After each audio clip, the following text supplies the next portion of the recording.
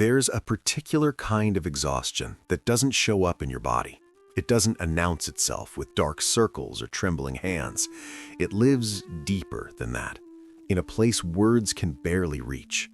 It's the exhaustion of being the person everyone assumes is fine, the one who never complains, the one who holds it together while others fall apart. And the strangest part? You've become so good at it that even you believe the performance sometimes. But here's what no one tells you. The strongest people you know are often the loneliest, not because they lack friends or family, but because they've learned to carry everything in silence. They've mastered the art of appearing whole while feeling hollow. And when you ask them if they need anything, their answer comes out so automatically it sounds rehearsed. I'm good, I've got it handled. What they don't say is that they've been handling it alone for so long, they've forgotten what it feels like to let someone else carry even a fraction of the weight. If you've ever felt like the designated strong one, the person people come to but never check on, the one who gives endlessly but struggles to receive, this isn't just about being independent. This is about something deeper, something that was wired into you long before you had the language to name it. You didn't choose to be this way. You adapted. And today, we're going to talk about why asking for help feels less like vulnerability and more like a small death. Why needing someone can trigger a quiet panic you can't quite explain. And why the armor you built to protect yourself is now the very thing keeping you isolated. Because here's the truth most people are too afraid to say out loud. You're not struggling because you're weak.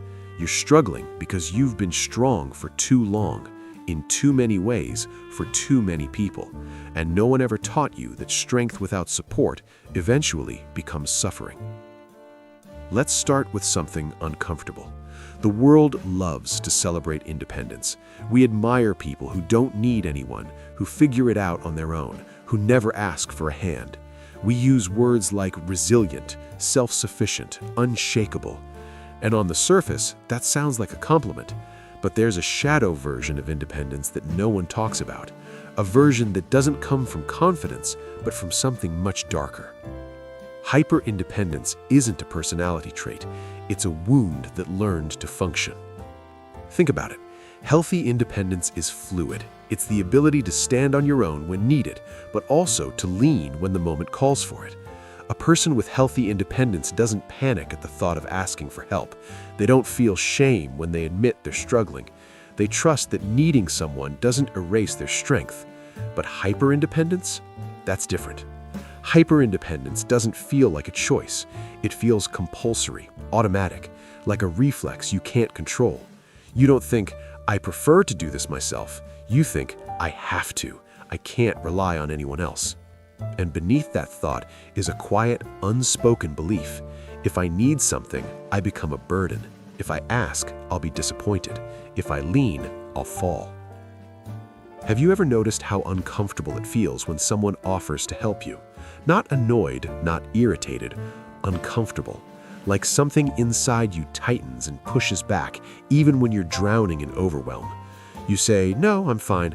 And the moment the words leave your mouth, you wonder why you can't just accept the help. Why does it feel safer to struggle alone than to let someone step in? That discomfort isn't random. It's your nervous system trying to protect you from something it learned long ago, that depending on others comes with a cost. Here's where most people misunderstand you. They see how capable you are, how composed, how you seem to effortlessly manage things that would break others, and they assume you're just naturally strong, that you enjoy being independent, that you don't need anyone. But they're not seeing strength, they're seeing survival that learned how to look like confidence. Because here's the thing about hyperindependence. It doesn't develop in people who were taught they were valuable just for existing. It doesn't grow in children who were held when they cried, supported when they struggled, reassured that their needs mattered. Hyperindependence is born in environments where asking didn't work, where needing something was met with dismissal, frustration, or silence, where the only way to stay safe was to stop asking altogether. You didn't wake up one day and decide to be emotionally self-sufficient. You arrived there after learning, over and over that reaching out led to nothing, or worse, to rejection. Let me take you back for a moment. Picture yourself as a child, not the version of you that you became, but the version before the armor, before you learned to swallow your needs and handle everything alone. Children are wired to depend. It's biological. We're born helpless, designed to cry, to reach, to expect that someone will come. Needing others is as natural as breathing. But what happens when that reaching is met with absence?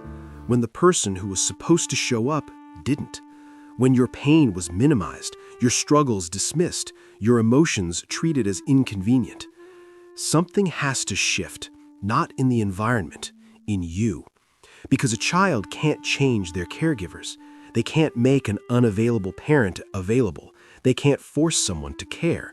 So instead, they adapt, they learn. And somewhere in that adaptation, a quiet decision is made. A decision that will shape the rest of their life. I can't count on anyone. I'll do it myself. It's not dramatic. It's not a vow. It's a survival mechanism. A way to keep functioning without waiting for something that might never come. And in that moment, you stop being a child who needs and become a child who manages, who handles it, who figures it out, alone. At first, this feels empowering. You become capable, self-reliant. People start to notice how mature you are, how responsible, how you don't cause problems. Teachers praise you, friends lean on you, family members start to depend on your stability. And somewhere in all that validation, the pain of the original wound gets buried under a new identity. You didn't become strong because you were supported. You became strong because you were alone. And that distinction changes everything. I'll do it myself wasn't confidence, it was containment. A way to protect yourself from the unbearable ache of unmet needs.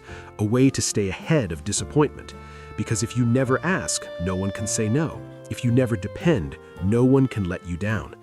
And for a while, this works. It keeps you safe. It keeps you functional. But survival strategies aren't meant to run forever. They're meant to get you through the crisis. The problem is when the crisis becomes your baseline, when the coping mechanism becomes your identity, you stop questioning whether it still serves you.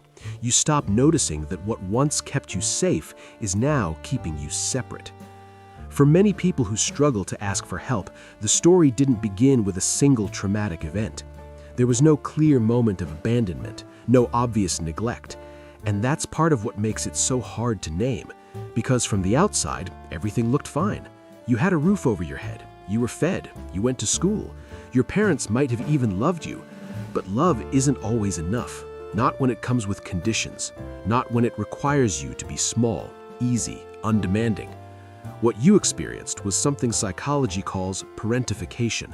You became the adult before you were ready. Not because someone sat you down and assigned you the role, but because the system needed you to step up. Maybe you took care of younger siblings while your parents worked. Maybe you became the emotional stabilizer for a mother who was depressed or a father who was angry. Maybe you learned to read the room, to sense tension, to adjust your behavior so you didn't add to the chaos. From the outside, people called you mature, responsible, independent. What they didn't see was the cost. Because when a child is forced to function like an adult, something essential gets lost.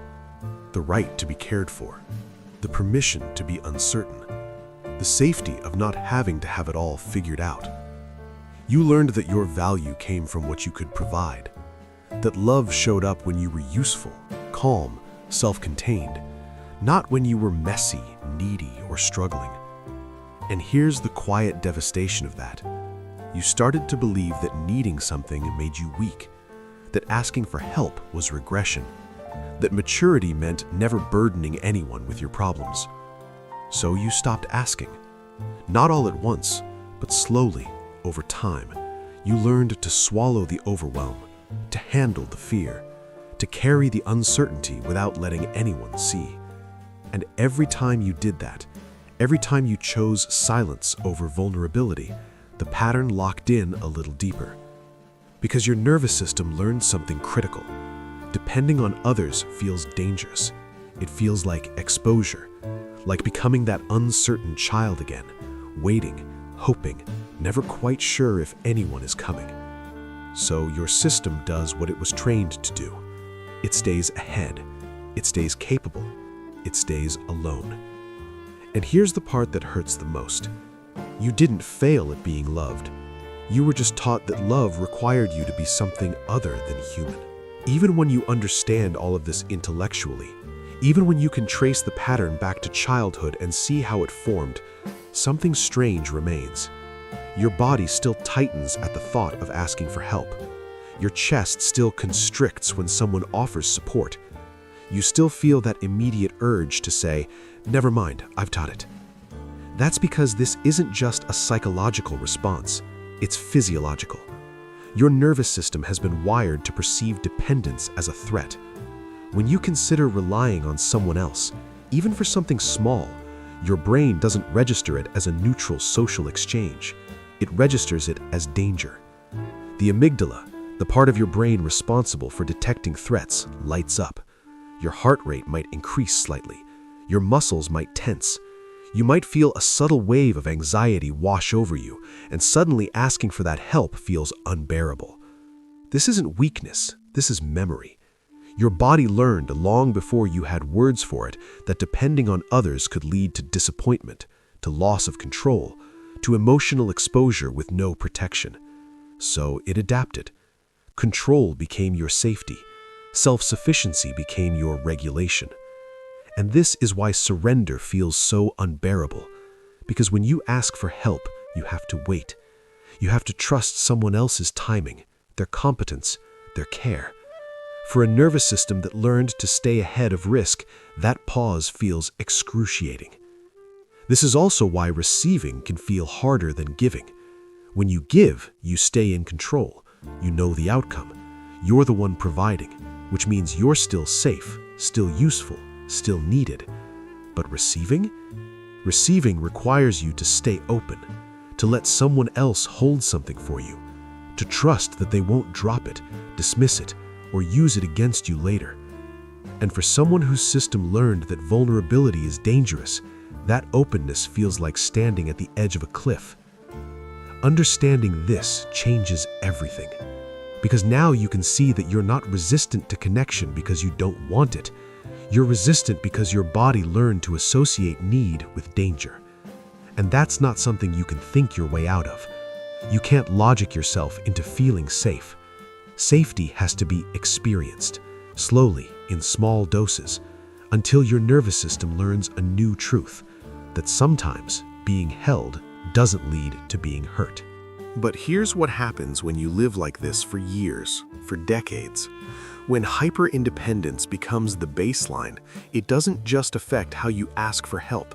It affects how you connect, how you love, how you let people in. On the surface, you look like a good partner, a good friend. You don't ask for much, you don't create drama, you handle your own problems. You rarely lean too hard. And at first, this feels like maturity, like emotional stability. But over time, something quiet begins to erode. When you don't need anything, there's no space for someone else to step in. When you never ask for support, your partner slowly learns that they are not required, not trusted, not essential. And even if they can't articulate it, they feel it. Love at its core is an act of care. It's expressed through being needed in small human ways, through listening when things are heavy, through showing up when you're unsure, through holding something you can't carry alone. When you block access to that part of yourself, you're not protecting yourself from disappointment. You're preventing connection from forming. The relationship stays functional, polite, even pleasant, but it never becomes deeply intimate. Because intimacy isn't built on showing someone your strengths, it's built on letting them see where you're not strong and trusting that they might stay anyway. Many hyper-independent people eventually say the same thing: people always leave. And there's real pain in that statement. But here's the harder truth, the one that hurts to hear but explains so much. You weren't abandoned, you were unreachable. If you never let someone see your uncertainty, your fear, your moments of, "I can't do this alone," they don't get the chance to bond with you at that level. They stay on the outside, admiring your strength, but never touching your humanity. And when the relationship ends, it confirms the belief you've carried for years. See, I really am on my own. But the pattern wasn't about people not caring. It was about you not letting them close enough to try. And that realization, as painful as it is also where the shift begins. Because once you see that hyper-independence isn't protecting you, it's isolating you, you can start to ask a different question. Not, how do I become stronger, but what would it feel like to let someone in? Healing from this doesn't mean swinging to the opposite extreme. It doesn't mean becoming dependent, losing yourself, or handing over control. It means learning a different model entirely: interdependence. Interdependence is the ability to stand on your own and stay connected at the same time. It recognizes something our culture constantly ignores. Humans were never designed to be self-contained systems. We regulate each other. We grow through relationship. We recover through shared load. Strength in this model isn't measured by how little you need. It's measured by how honestly you can acknowledge your needs without collapsing into shame. You can be capable and ask for help. You can be grounded and say, this is hard. You can choose support without giving up autonomy. The question stops being, can I handle this alone, and becomes, who feels safe enough to share this with? And here's what matters. Not everyone earns that access. Discernment still matters. Boundaries still matter. But walls no longer have to be the architecture of your life. The path forward isn't about forcing yourself to trust or tearing down every defense you've built. Those defenses protected you when you needed them. Healing asks for something smaller and much braver, to lower the drawbridge just a little, to let one safe person see that you're human, that you get tired, that sometimes the weight is too heavy to carry alone. Real strength isn't proven by how much you can endure in silence. Real strength shows up when you say, this is hard for me, and allow yourself to be met there. You don't need to do this perfectly. You don't need to change overnight. One honest moment is enough to begin. If this resonated with you, know that you're not broken for feeling this way. You adapted to survive, and now you get to choose whether that adaptation still serves you or whether it's time to write a different story. One where being strong doesn't mean being alone. One where needing someone doesn't make you less. One where you finally let yourself be seen, held, and human. You've carried enough, and you don't have to keep proving that you can.